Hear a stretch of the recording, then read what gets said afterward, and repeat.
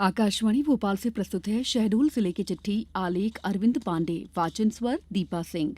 शहडोल जिले की 284 जनजाति बाहुल्य गांवों को प्रधानमंत्री जनजाति उन्नति ग्राम अभियान के तहत चिन्हित किया गया है। पीएम जनमन योजना की तर्ज पर इन गांवों में शासन की विभिन्न योजनाओं के द्वारा बुनियादी सुविधाओं में सुधार के साथ ही शिक्षा, स्वास्थ्य और आजीविका के क्षेत्र में काम किया जाएगा। इसका मुख्य लक्ष्य जनजातियों के जीवन को आसान बनाने के साथ उनका सतत और समग्र विकास करना है। प्रधानमंत्री जनजाति उन्नति ग्राम अभियान में 25 कार्यक्रम शामिल हैं। इन्हें 17 मंत्रालयों द्वारा क्रियान्वित किया जाएगा। अभियान के तहत बुनियादी ढांचे को मजबूत करने पर विशेष जोर दिया जाएगा। पात्र अनुसूचित जनजाति परिवारों को नल का पानी, बिजली की आपूर्ति की उपलब्धता के साथ पक्के आवास मिलेंगे।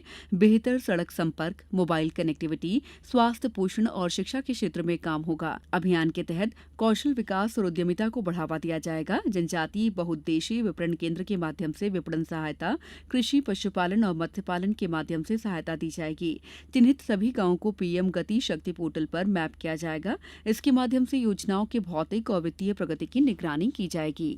आवासहीनों को पक्का घर दिलाने के मामले में शहडोल जिला प्रदेश में सबसे आगे है। स्वीकृत हुए 1,03,000 आवासों में से अब तक 1,16,000 जरूरतमंदों को घर दिए जा चुके हैं। जिला पंचायत के परियोजना अधिकारी वी सातपुते ने बताया कि पीएम आवास योजना ग्रामीण और पीएम जनमन योजना के तहत इन आवासों का निर्माण कराया गया है।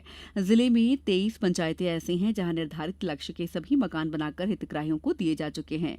सबसे अधिक बुढ़ार विकासखंड में 25,394 आवास बनाए गए हैं और सबसे कम 14,614 आवास गोहपारू विकासखंड में बनाए गए हैं। जिले में कुआं गांव ऐसा है जहां सबसे अधिक 1,029 आवास बनाए गए हैं। जिले में अनुसूचित जनजाति वर्ग के 58,932 परिवारों को आवास मिला है। अनुसूचित जाति वर्ग के 9,255 आवास और अन्य वर्गों के लिए 31,829 आवास दिए गए हैं। प्रदेश में 12 जिले ऐसे हैं जहां 1 लाख से अधिक आवास का निर्माण कराया गया है। उसमें शहडोल भी शामिल है।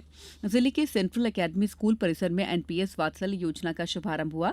इस अवसर पर दिल्ली में होने वाले मुख्य शुभारंभ कार्यक्रम का सीधा प्रसारण दिखाया गया। वित्त मंत्री निर्मला सीतारमण के भाषण का लाइव प्रसारण बच्चों के साथ बड़ों ने भी सुना। वात्सल्य योजना को आसानी से समझने के लिए नुक्कड़ नाटक का प्रदर्शन भी किया गया। कार्यक्रम में सेंट्रल बैंक के रीजनल मैनेजर प्रणव कपूर, नाबार्ड के डीडीएम क्षितिज श्रीवास्तव और लीड बैंक प्रबंधक अमित चौरसिया ने योजना के बारे में विस्तार से जानकारी दी।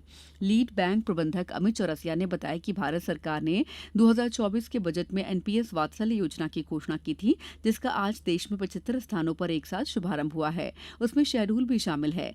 एनपीएस वात्सल्य योजना पेंशन सिस्टम में एक अहम कदम माना जा रहा है। ये नई योजना वित्तीय भविष्य को सुरक्षित करने के लिए शुरू की गई है। योजना का प्रबंधन पीएफआरडीए के हाथ में होगा।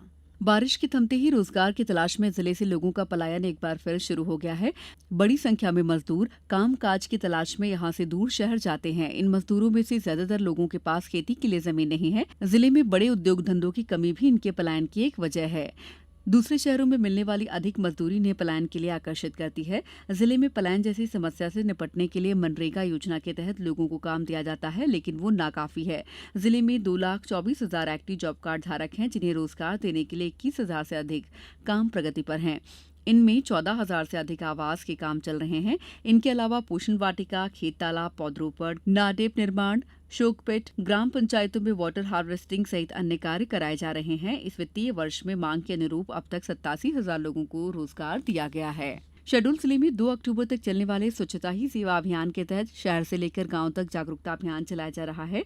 सरकारी अमले के साथ जनप्रतिनिधि, स्वयंसेवी संगठन, समाजसेवी, विद्यार्थी, पेंशनर, खिलाड़ी, चिकित्सक सहित नगरीय निकायों के सफाई मित्र स्वच्छता का संदेश दे रहे हैं। सभी अपने आसपास सार्वजनिक स्थलों, सरकारी कार्यालयों और अन्य स्थलों में श्रमदान कर स्वच्छता की शपथ ले रहे हैं। नगर पालिका ने रेलवे ग्राउंड में एसबीएम स्वच्छता लीग संभाग स्तरीय फुटबॉल टूर्नामेंट शुरू किया है। इस दौरान सांसद हिमाद्री सिंह ने सभी को स्वच्छता की शपथ दिलाई। रघुराज स्कूल और ईएलसी स्कूल में 1,000 से अधिक लोगों ने स्वच्छता की शपथ ली।